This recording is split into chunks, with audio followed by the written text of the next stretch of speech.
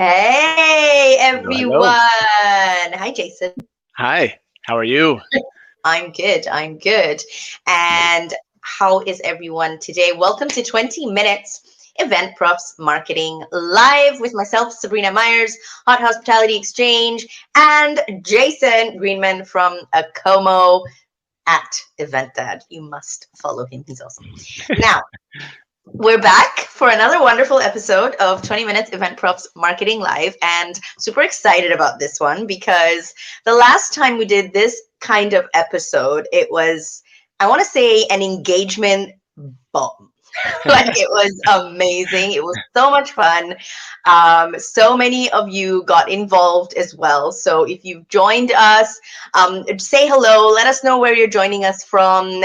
And also, please get involved. Tell us. And this is what I'm going to say now. So today's show is about things and if they're overrated or underrated. So we've got about 10 things that we're going to kind of have as topics. And when we mention them, me and Jason are just going to, I guess, give our opinion on whether we think they're overrated or underrated. And please join in the fun, drop in the comments what you think as well. We would love to hear from you too. Hi, Shah Faisal. Nice to see you. Welcome to the live stream. So, Jason, let's get started. Let's Number get started. one. I'm actually, you know what? I lied. I'm gonna stand up. I need some energy today. Go for it. All right. Yes, let's There get we started. Let's do it. go. Okay. Nice perspective there. Okay, cool. So, What's number one? Number one is social media scheduling tools. Okay. Social media scheduling tools. Now, by that, I mean tools like Hootsuite, Sprout Social, Buffer, Later, Planoly. I could go on. Conbin. There's so many. Yep. And basically, they are tools that help you schedule and plan your social media content and posts. So, do we think that's overrated or do we think that's underrated?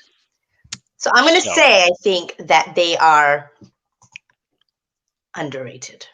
I think people need to use them. The other one. Oh gosh. Yeah, I'm sorry, underrated. Whoops. Yes, underrated. I didn't mean that. I take my answer back. Okay. They are underrated. Green is underrated. They're underrated because I just think people need to plan and schedule their content more because it saves you so much time. Yep. And it gives you such a clear pathway to do and focus on many other things that you could be focusing on for your business instead of freaking out about what you are posting today. Yep. You know, let automation help you. There are certain things you can keep organic, and I definitely recommend that, like sometimes Instagram stories when you're on site or something. But otherwise, go forth and automate and schedule. What about you, Jason? Yeah, I'm right with you. Even though recently my most successful content has been the ones I've been writing, just a thought that comes to mind. I'm still a big believer in scheduling content, and mostly because of two things. It's the amount of time you're going to save, but also it ensures that you're going to be consistent. Doing it on the day or on the hour or in the moment is not a strategy for consistency. So I think these scheduling tools are fantastic. Like you mentioned, Hootsuite, Buffer, CoSchedule, Lately for Instagram. There's so many. I would just, try to jump into one and start doing it. Put out, maybe 2 weeks of posts, and you're going to see that your consistency is just going to take a huge boost. That's advice from somebody that's not doing it himself. So I need to do it too. But definitely. But we underrated. know the value in it, which is why we keep absolutely. telling everyone to do it, because it can make your life so much easier. So definitely underrated from the both of us. Now the next one is Twitter. Ooh. Yep. I'm gonna go with underrated again. I think Twitter was Twitter has been on a bit of a cycle, right? There was a time years ago that Twitter was the hot social media network to be on. enter new competition like Instagram, Facebook, TikTok. And I think Twitter kind of fell backwards a little bit. But the thing that I Okay. love about Twitter is that you don't need to be thinking about aesthetics. You can Yeah. really focus on the content. Like when you are, if you like copywriting, if you like words and you like conversations, Twitter is a Mhm. fantastic place to be. Sometimes with Instagram, it's a little bit more challenging because you want to say something, but it also has to look nice. To get the Twitter attention, can, right? Yeah. exactly, yeah. Twitter is just such a great place to have really pure, direct conversations with people from the industry. Absolutely. I'm with you there, Jason. I think it's completely underrated as well. Yeah. And I think it has had a renaissance. You're Mm, absolutely right. Twitter has had a massive renaissance. And I almost feel like, you know, because it's been around for so long, it's kind of like the big old like grandmother of the family, of yeah. the social media family, and everyone will come back there, Yeah. join the dinner parties, start talking, Hmm. and and they talk about how they feel about all the other platforms, Yeah. which I think is brilliant. And Yeah. if there's ever any kind of breaking news or anything that starts to trend, it still also starts on Twitter. That It's a hasn't reference changed, point. Yeah, you know. exactly. Yeah. Yeah. And Even I think that events. is a very powerful Yeah. position to have Yeah. in the suite of social media platform tools. I Absolutely. think it's completely underrated. I think if you Yeah. have the opportunity, definitely secure your Twitter account, Hmm. because it's a beautiful platform for truly authentic content. It cannot get any more authentic Mm-hmm. than your own words. Yeah. Yeah. Yeah. So, Yeah. Absolutely. Yeah. absolutely latch on board on top of Twitter if you can. It's also an excellent platform to be on, to be ranking very high when people search for you on Google. It's Hmm. usually the number one on the list, on the I would say the native search page. So Okay. get your Twitter account, start talking to people. It's the best Yeah. way. It's Yeah. absolutely awesome. It's really good for networking.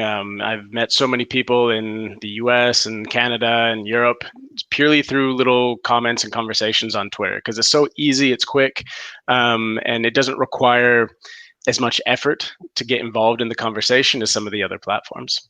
Absolutely. So that's from both of us. Twitter is completely underrated. Next one. This is going to be a good one. So Okay. the next one is Event Prof certifications. Ooh, Ooh. Ooh. right.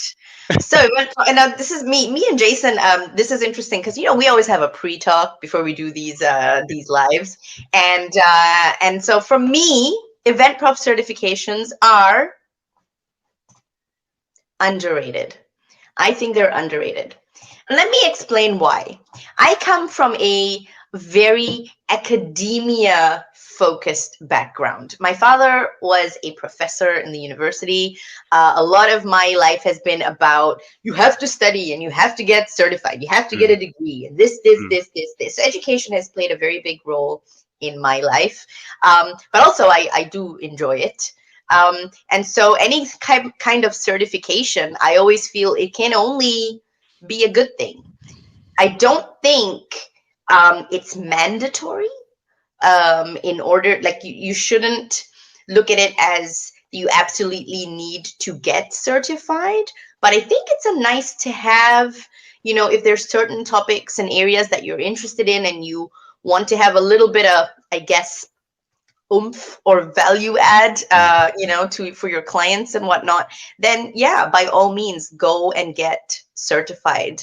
But I'm pretty sure Jason has a completely different viewpoint on I it.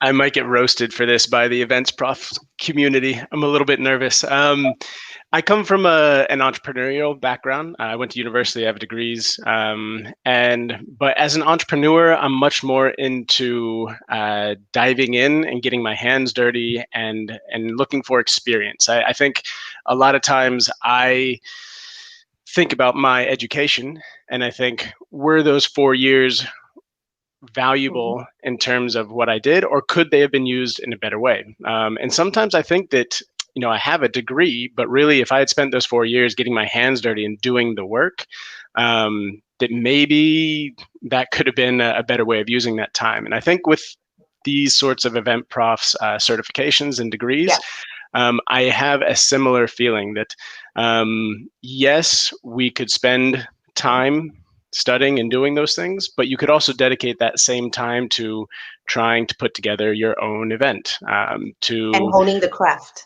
and honing the craft yourself. Exactly, like doing the work. And I mean, I think we're seeing a big shakeup in education in general, and Yeah. a lot of the things that we can learn from institutions can now be learned online. And I don't know. I think personally that they are overrated. So, but I'm going to put an asterisk there too, because I don't want to offend anybody. That there are definitely situations that Yeah. where they're necessary. I think when you're getting into the more technical side of things, Yeah. you need that. Like I don't want like a brain surgeon uh, Who isn't certified doing to work on me who's exactly. certified, right? Exactly. Absolutely. Or so there's asterisks to that, but I don't know. I think that if you're motivated, if you have the capacity to self learn, then there's a lot of alternatives to just falling back onto like a certification or a degree. So Absolutely. yeah, So, out of curiosity, Jason, what was your degree on for these 4 years? international business and entrepreneurship. So yeah, So you did actually end up doing kind of what you studied, which is good, yeah, yeah, in a sense, right? I did international business too, so that's okay, really cool. okay, yeah, Awesome. So that's what we think. We're divided on this topic, but for good reason. yeah. And it's really interesting to me because so much of your life experiences shape who you are in terms Mm, of how you're gonna decide on things and how you think about certain mm, things. So I always think it's so interesting to have discussions like this. mm, So if you've found anything interesting, from the topics that we've been thinking, or mentioning, mm. let us know in the comments if you think they're overrated, underrated. What are your thoughts? Because I think we've, as event props and our community, we've got a lot to say. So drop it all in the Sure. comments. Ask any questions you have as well. So And the next one. let me Oh yeah, make a little sidebar to that one too. Is it? I know sometimes early on it can be hard to break into the industry, and I think certifications could be a good way to break in. So like I know sometimes like if people are looking for work or jobs, they'll say we need X experience, or we don't, and maybe you don't have that sort of experience. If you have a degree or you have a certification, that could be a good kind of substitute for experience. But even then, I prefer Even experience. then, right? Yeah. It depends on the industry. We've got a great question from Mm. Alan Green. Thanks for sending the question in, Alan. Are you talking about university event degrees or event prof qualifications that people study/achieve whilst working in the Mm. industry? I'm going to say event prof qualification, study and achieve while working in the Mm. industry, not so much studying to get a degree in event management. I think Right. that's completely different. I Exactly. think Yeah.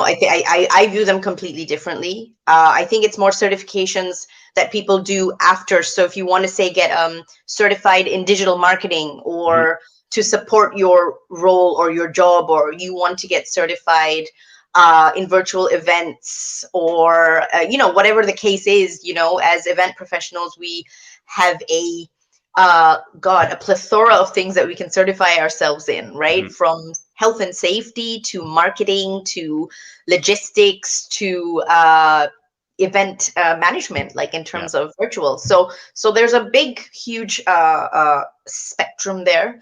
But I Mm. think that's kind of what we mean in terms of, do you think it's overrated or underrated to get those qualifications? Yeah. Or yeah, or not. So I hope that answers your question, Alan. Let us know what you think. So that would be Yeah. great to hear as well in the comments from you. Yeah. Thanks for joining, Alan. So the next one is filters. Filters. All right. Cool. We're not talking about like if you should practice a mental filter before you speak, because that is absolutely crucial. You should put it through a filter. Yeah. Um, but we're talking about the filters you can put when you like are on Instagram, or when you go, even on Zoom now, you can put Hmm. filters right on your face. Yeah. And I think that is totally super interesting.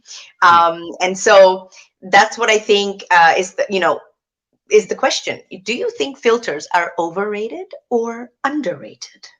You're asking me. Yeah.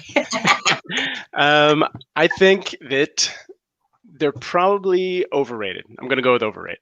I think that filters are cute. It's a feature. It can help you stand out, but it's not going to be your like your USP, right? Yeah. Like the fact that you can use a filter is not going to significantly or drastically change your content or your Yeah. following or your reach. So it could work, maybe you do a cool filter on a certain photo or on your face, but it's not really a strategy. It's more like a feature. And I think if you want to use a filter, cool. But I think it's more important to have great content, have a great Absolutely. message, good communication. I know this might surprise you, Jason, Yeah. but I agree. I do think Really? I do think that filters are overrated. All right. Granted, I use them a lot, but it's mostly because sometimes when I go on Instagram stories, I do not have my face on, and that's just a personal thing. I just feel like I want to smooth certain things out. Actually, in that situation, else, maybe they're that- underrated. that's a whole different issue that we're It's talking right. about. But but I think in terms of content, I think they can help absolutely. And this is very, not every platform gives you filters. Like in social media, obviously, you have filters in Instagram and that's it, I think. And Facebook. Instagram and Facebook, you have the possibility to filter, and then obviously on Zoom, you can. Yeah. And I don't know what TikTok you as can do. well You has can filters. optimize how you look. Yeah. And in some cases, I've seen you can put like lipstick and eyeshadow and whatnot as well on Zoom. I think they're testing in beta or like even like cat ears, or I'm not Okay. sure. But We know that there's a cat filter on we know Zoom. there's a That's cat for sure. filter, exactly, which is, I don't think it exists, but people are still trying to find it. So Okay. that might be an idea. But yeah, I think that it's a great aesthetic in terms of, not aesthetic, it's a great feature that you can use if you want to make your content more creative, because it's not so much about putting filters on yourself, but there's so much being developed now in the space of using AI to create like really cool ways to actually present, what you want to present on Instagram in terms of stories and things. If you want to really level up like Instagram stories, it's a whole world of filters that you can use, not just to like turn yourself into an alien or whatever, but to like, show your screen and Right. do site inspections and do all kinds of things. You can use some really, really cool creative filters out there. So definitely something I'm going to be putting together shortly to help out the social media event profs. Cool. But yeah, so let's move on to the next one. All right. Ooh, tricky one here. Yeah. Hybrid events. Ooh, okay. All right. So this week I put out a tweet that kind of created a stir about hybrid events. Is it overrated or underrated? I mean, I think the biggest thing I got from the response from that is really trying to define what a hybrid event is. There's a bit of a debate in terms of, I think the main feature was, are hybrid events like a parallel live event with a stream on the same content and the same kind of experiences going on site?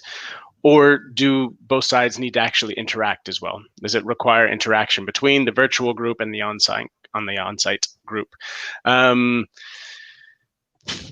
Man, I don't know. I think the jury's still out on that. I think we the still, jury's as an still out, industry, haven't properly defined. Yeah. I think a lot of people have different ideas of what hybrid is, which is why it's, to me, still underrated, because we haven't fully explored or know at this point what hybrid event truly is.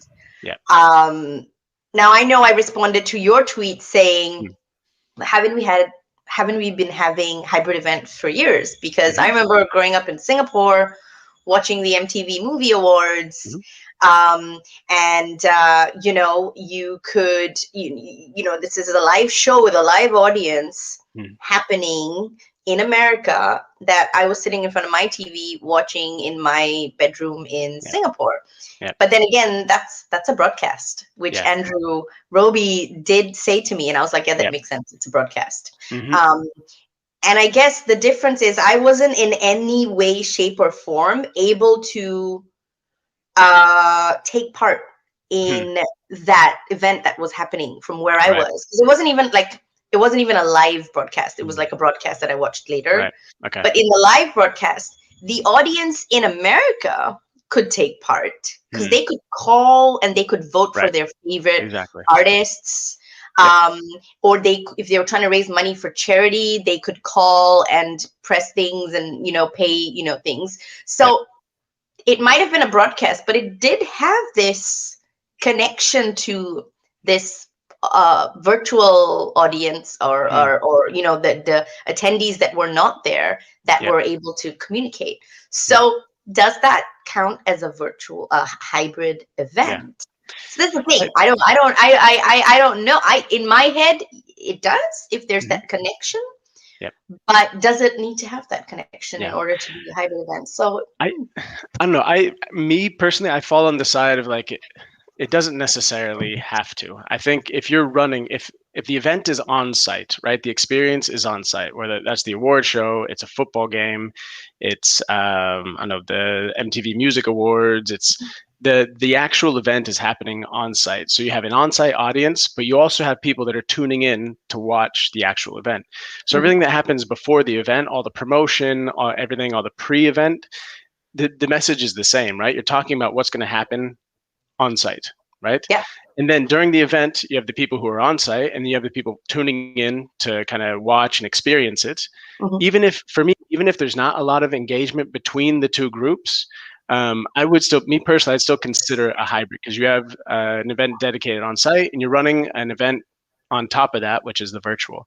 And I would even argue that in some cases, forcing the two groups to interact might not be a positive thing. Like if I've paid the premium to go be at the award show and you keep interrupting me with like people, I don't know, from outside, like my focus when I'm at an event is to be around the people inside the room, is to network with the people inside the room. It's to experience the event. And I've paid a premium to do that too. So I don't know, I think you're right. We're still trying to define it. We're still trying to see, okay, and maybe it turns out that there's different types of hybrid events, right? Yeah, absolutely. And this is kind of hitting the nail on the head, Jason. I think this is, there's a variety of virtual events, Some people have organized, like say you're doing a wine tasting with a group on Zoom. It's still experiential to a certain degree, but it's still an event because it's something you've organized, bringing people together. But it still falls under the umbrella of virtual events, I think. And I think for hybrid, it's going to be the same. I think there's going to be that, overarching hybrid, and there's going to be different types because I don't think there's one true definition of hybrid. I honestly think there's going to be different ones. So I think you are definitely onto something there. I think hybrid is going to be, it'll be that top overarching thing, and then it's going to break down. So, but nonetheless, Jason, is it underrated or overrated? I think it's underrated. Yeah. I think they're underrated because I think we're just really scratching the surface of what's possible with hybrid. And I think it's going to take time, even for our clients, to understand the power of hybrid. It's, there's no doubt that people want to get back in person. Like we have lots of clients who are, we're helping them find venues and suppliers around Europe for in-person events that they want to do this year. People are hungry to get back in person. Absolutely. However, the power of laying on the virtual on top of that event, it gives you so much more reach, so much more engagement. People don't have to travel if they don't want to. I think there is a very real argument that hybrid needs to be a consideration in most events moving forward. So, and we're just scratching the surface. I think it's going to continue to get better, and the quality is going to grow. Perfect. We've got Alan with a fantastic comment actually in with us. As a DMC in Iberia, we are all about the live / in-person experience. However, we know it's not always going to be possible to bring everyone together.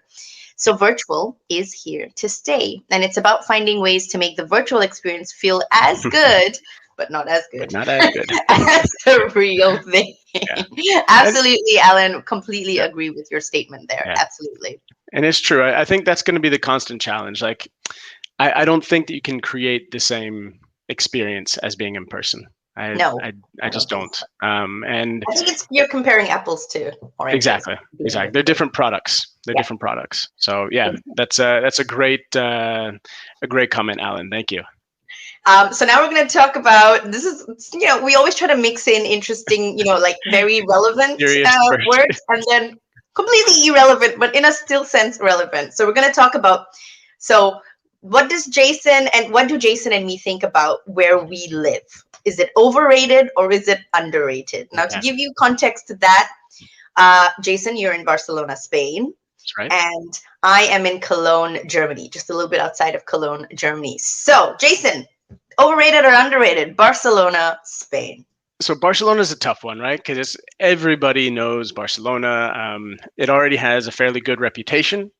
But even then, I still think that it is underrated. And let me explain why.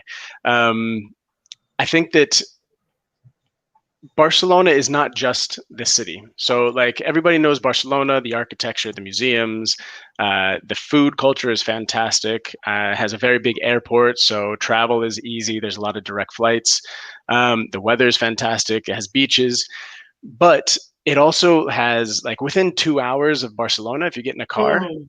it is amazing. You can go skiing. You have a whole coast up to the north, which is just fantastic. I think it would compete with like the Côte d'Azur of in I love that. I had France. no idea. I didn't Yeah, know yeah, that. yeah. It's there's some beautiful rural areas outside of Barcelona that are fantastic. And even as a city, for events, you have really nice venues, some of the best catering that I've seen.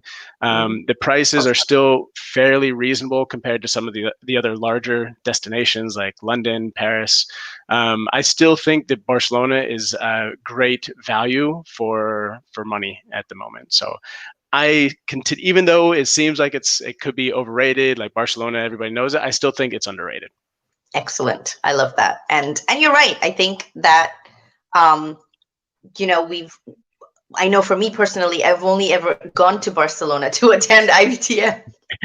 So I've never From the actually airport to the spent hotel. time there. I mean, now I Yeah, know you, Jason, so I yeah. got to come back and you're going to show me the real Barcelona. You I got get no that. excuses now. No Exactly. excuses now. And excited about that, but, I think it's going to be, I absolutely think you're right. I think a lot of people have this perspective and this idea of Barcelona. Mm, But it's about spending that time to get to know. And I think that's true of quite a lot of different destinations, like it's even London, people might mm, say, oh, it's so overrated. mm. But I think it's always going to be underrated because Yeah, the capital yeah, changes yeah, all the time. yeah. Destinations change and evolve all the time. So I think it's important. So Cologne, Germany. Okay, I'm so curious about this one. completely Oh, underrated, oh, right? okay. Completely underrated. And I'll tell Nice. you why. Now, it's not even in the top 3 in terms of cities that people think of when they think of Germany. Okay. And I think it's a damn shame. I really do. Now, you're probably all thinking that when you think Germany, you think A, it'll always be Berlin or Munich. These are the 2 that they Yeah. bounce between. The third that will come in that might compete with your second option is usually Hamburg. Every other German city does not even make it to the cut very often, right? It's always Yeah. these three. And so Cologne, however, I think it's so underrated. And Mm, also, every single person that's come to visit me is like, how come we did not know about this awesome really. city Mm, in Germany? First of all, it's got the most visited humans attraction in the world, religious. Yeah, you think it's Vatican? No, it's not Vatican. It's really? it's the Cologne Cathedral. Really? Google it. Yeah. Okay. Everyone has to visit it. It's one of the pilgrimage paths Okay. next to the royal city of kings, which is Aachen, which is right next to Cologne. Okay. And it's got an incredible history, and it's the only thing that wasn't bombed in the war, and it stood Wow. up straight up high. Everything else around it was cleared to the ground, but the Cologne Cathedral, they missed it. Oh. So, I think it's a beautiful, beautiful city. I think it's really underrated. But what I do love about the city is that it's actually really personal experience. It's the friendliest city I've ever visited and been in all of Germany. It is really, really a wonderful city. It's a student city as well. There's a lot Okay. of universities around. Mm. So it's a wonderful city in terms of you just go up to people, they're all saying hello, you're walking around, and it's also a very green city. There's a Mm. beautiful green belt all around the city. And it's got these pockets of hipness and trends, just like Berlin. It's got a very cool emerging gastronomy culture as well. There's some incredible Michelin-starred restaurants Mm. in the city. And it's got wonderful, wonderful kind of feel to it. So if you are thinking of where you're going to go in Germany, even with your event, Mm. please do have Cologne on your list, because I think it is an awesome city. And of course, it's directly by the Rhine. So we've got the water as well, Yeah. which is nice. So yeah, I think it's completely, completely underrated. So So that's, just my Cologne so pitch. a quick like mice angle on that. Yeah. So I mean, I'm sure Cologne doesn't come up on like the mice radar as often as something like Barcelona. No, because it's a second tier city. Right. Yeah. But I mean, but it has the infrastructure, right? I mean, there are Yeah, nice sized absolutely. hotels, big ballrooms. Okay. Absolutely. Beautiful venues, Nice. nice hotels. Mm. You can go on the river, which is a Mm. beautiful thing. It is neighbors with Bonn, which is the old capital of Germany, and Mhm. where, a lot of very famous people have been. So I think it's super, super wonderful of a destination. And Cool. it has something very important, two very important things that everyone needs to know about. Okay, pay attention. All right. Number one, the beer. Okay, Mm. there's a specific, special kind of beer that's brewed here, and it's called Kölsch, and it is Kolsch. Kolsch. amazing. Okay. Yeah, it's beautiful. It comes in Nice. little skinny glasses, and Mm. just be warned that you'll end up drinking more than you think, a lot quicker than you think, and you'll feel it. All right. Number two is Carnival. If you've never ever been to Carnival in Cologne, put Hmm. that on your bucket list, because it is incredible, an Okay. experience one that you'll never forget, because it's like an entire costume shop threw up on the city. And if you're not in costume, people look at you funny. And it is one of the most amazing, amazing things. Yeah. And my husband's joined us on LinkedIn. Look at All that. right. Myers. I love it. Look, he's joined me. He's put a comment. I'm going to bring him up on. Bring them So up. Cologne All is a right. hidden gem for mice. Great infrastructure and venues. And this comes from the director of sales and marketing for the Hotel Excelsior Ernst in Cologne. It's the only 5-star hotel in the city. Okay. So from the man himself, he has, Nice. it's out there now that We're everyone knows. pumping up Cologne today. Let's go. Let's go. Everybody to Cologne in 2022. Exactly. Go do it. Okay, so the next one, we've got three left, and we're going to go through them. All right. Trend chasing. What do we think about chasing trends? Okay. So I think over the last year and a half, when the world fell apart, I saw a lot of trend chasing. We saw kind of people jumping into TikTok, people jumping into, certain routines or certain, Baking banana bread. Baking banana bread, going on Clubhouse, and everybody is always looking for the new thing. And I don't think that's a bad thing. I think experimenting is good, but I also think that chasing new trends is overrated, because I think what we need to be doing is mastering like the fundamentals, like getting back to the basics. And before you go off and, okay, there's this new app, I'm going to jump on it and this is going to save me. It won't if you don't have the fundamentals taken care of. So I would say that chasing new trends, is overrated. Focus more on getting your fundamentals clean, going back to basics, making sure the content is good, making sure that, I don't know, if you're in sales, making sure that your sales skills are brushed up. There's really basic things that we tend to start forgetting when we start chasing new trends. And so therefore I'm on the overrated side. Overrated. There you Overrated. go. It's overrated. So this is interesting, right? Because this is me. I think it's underrated. Okay. And I'll tell you why. Because obviously, I'm talking about it from a content perspective. I do everything from a content perspective. My whole world is social media. And the one thing about social media is that's where all the trends emerge in the first place, right? So if there's not a new platform, it's something that we've heard about that people are doing, and it spreads like wildfire on social media. So from a social media marketing and content marketing perspective, trend chasing is a great thing because it gives you inspiration to take those trends and kind of do it from your perspective. Yep.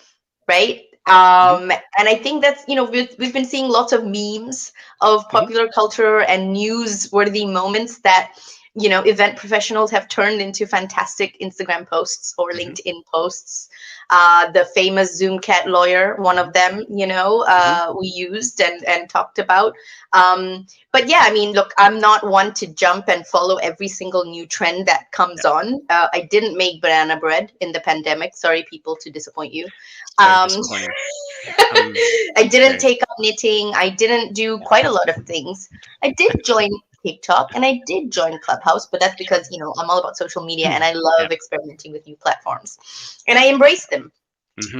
More so to learn if it's something for me and my brand. And if it isn't, then okay, let's move on to what does work for me. And I completely agree with you, Jason. I think fundamentals are important. But I also want to bring up this point. I think it's super interesting because with the certifications, as an entrepreneur, right, you had a very different stance. And with trends, I thought, entrepreneur, he's going to jump into it, right?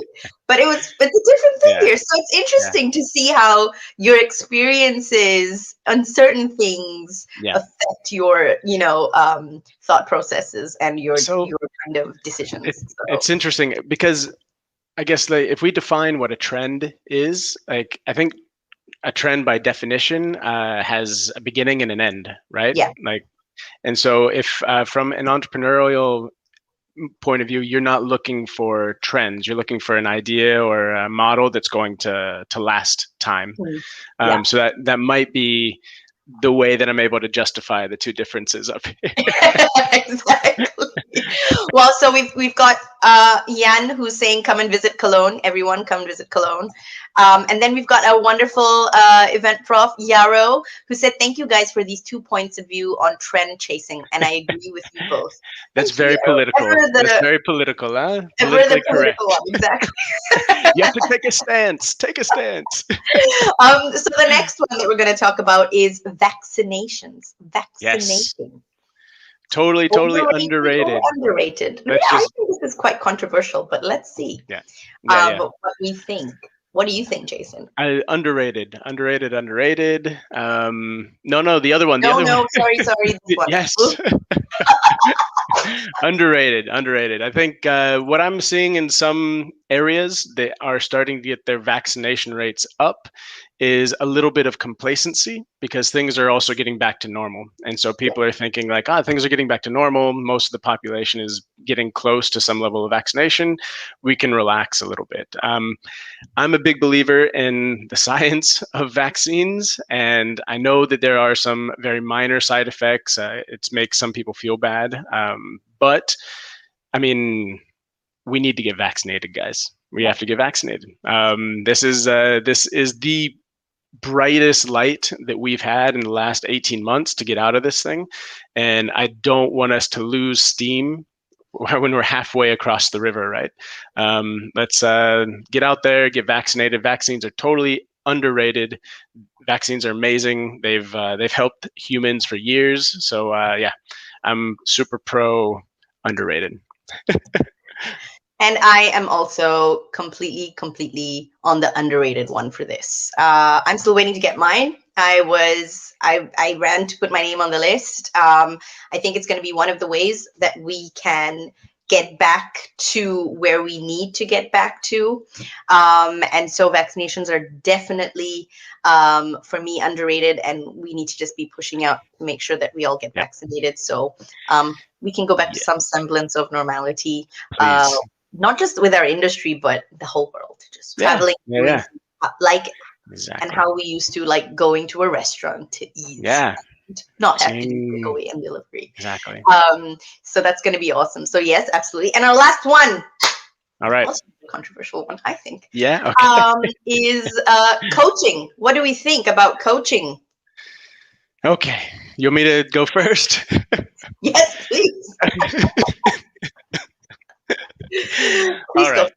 All right. So, my gut reaction, my first reaction, which is overrated. I think that like coaching for me is one of those buzzwords like influencers or influencer marketing. It's one of these trends that getting back to trends, chasing trends, that right now is hot. And I have a lot of it seems like there's a lot of coaches out there at the moment. Now, that's my gut reaction. Okay. Yeah. Because actually, when I think about it longer and when I think about it more, I'm starting to become more of a fan of coaching. And I think that it's actually a little bit more underrated simply because coaches do a lot of things. It's not just teaching you. It's not just like being a teacher, but I think coaches really, just like the coach of a football team or a baseball team, they keep you motivated and they keep you accountable. And I think those two things alone are very powerful. If you don't have that around you, if you don't have that sort of accountability and motivation with somebody already in your organization or around you, then a coach can be an extremely valuable asset on your team. And so I think I've kind of done a 360. I was pretty anti-coaching, and then now I'm coming around and I'm seeing that there actually is a lot of value in coaching for a certain number of people. Absolutely. And yeah, I mean, I definitely think it's underrated. And I think it's a very, very interesting comparison and very parallel to thoughts that people have about influencer marketing. I think when you mention influencers, there's literally two extremes of responses. Either people's eyes like roll out of their heads and roll over everywhere on the floor. Exactly. And they're just like, oh, right? Yeah. Or they're like, oh, tell me more about, who, tell me more. Like there's no middle ground, right? Which I think is fascinating here. Yeah. But that's also because there's been so many negative experiences that have been highlighted and showcased within, especially our industry when it comes to influencers. But make no mistake, every single industry has influencers. It's a word we choose to basically, recognize someone as having, I guess, a powerful network and influence when it comes to a specific topic or thought leadership. So thought leaders in general are influencers. Think about it how you will. And I think it's the same with coaching. I think, yes, we've seen a lot of people start to coach. And I think I think from a certain respect, it's kind of like, well, what makes you think you are able to be a coach, right? Because it's that whole tradition versus the modern concept of the word, and how we have as a society transformed and transitioned now, I think, or evolved even, I want to say is the word, because in traditional senses, a coach is, like you say, of a football team, of Formula One, of, someone that coaches in a traditional sense, a team, right? It's like a team sport. And usually that's what or like a fitness coach, right? Someone that guides you through a transition. But, I think in the last year, we've seen a lot of amazing people in our community also become coaches, and rightly so, because they've been able to help others in the community transition to Yeah. getting what they want to get to Yeah. achieve their objectives and goals. And Yeah. in the very sense of the word, that is a coach. Yeah. And you can call them a trainer. Mm-hmm. You can even call them a consultant. Mm-hmm. You can call them whatever you want to call them. At the end of the day, what they are doing is coaching to get you from A to B. And as Yep. Jason has said, to give you that accountability and make you take those actions that you need to take in order to get to where you need to go. So don't roll your eyes when you hear the word coach. Don't roll your eyes when you hear the word influencer. These are not bad words. These are both words where people are able to allow for transformation to take Yep. place, whether Mm. it's to your brand or it's to your personal development or professional development. Don't walk away from it. It could open more doors than close. Yeah. So for me, it is definitely underrated. Yeah. Well, so we've agree. done 10 topics. I think that was fantastic. Thank you all for joining us today. I obviously have to put this comment because I'm a big Star Wars fan. Yarrow knows this. Yeah. So Yoda and Luke Skywalker, this is how I see coaching. Absolutely, Yarrow. Absolutely. Spot Nice. on right there. Nice. Okay. You know, we all have our Yodas and we all might be Yodas to someone Mm-hmm. else, you know? Exactly. So it's about embracing the strong force within you and being able to train Keep going. and Keep going. I guide like where this is going. others. I love this. I'm embracing all the cliches today. Okay. But thank you, everyone. Thank you, Jason. This was a lot of fun. We're going to try to do this overrated, underrated episode every month because we Once a think month. it's awesome. If you want to drop in the comments, if you're watching this as a replay, if you want to drop in the comments other things you want us to discuss in future overrated or underrated, please do so. If you have any questions, drop them in the comments. If you want to give any feedback to anything that you've seen in the show today, give us your feedback. I kind of feel like me and Jason need to get rid of the 20-minute Event Profs Marketing Live and just call it Event Profs Marketing Live. What do you think? Yeah, maybe. Yeah. I think that might be a good idea because we just can't continue to keep it to that. So thank you, Ellen, for joining us. Thank you, Yarrow. Thank you, Jan, for tuning in. Thank you, Maria. She sent a very cool message. She said, it's very interesting perspective to go over several trends at the moment. Thanks a lot to you both. Thank you very much. So yeah, everyone, have a fantastic, fantastic Thursday. And we will be back next week. We'll let you know what we're talking about and when we are talking. We'll give you a little clue. It's going to have to do with video marketing. Ooh, what is that? Oh, stay tuned. Something very big in the world of digital. It's a pretty big clue. Exactly. It's a big clue. So yeah, great to see you all. And thank you for watching the replay if you watch the replay. And yeah, get in touch with myself, connect with us on LinkedIn, follow us on Instagram. We're both on there. And of course, as we're going to practice what we preach, follow us and connect with us on Twitter, which is severely underrated. Exactly. All right. Take care, everyone. Have a great day. Thanks for joining.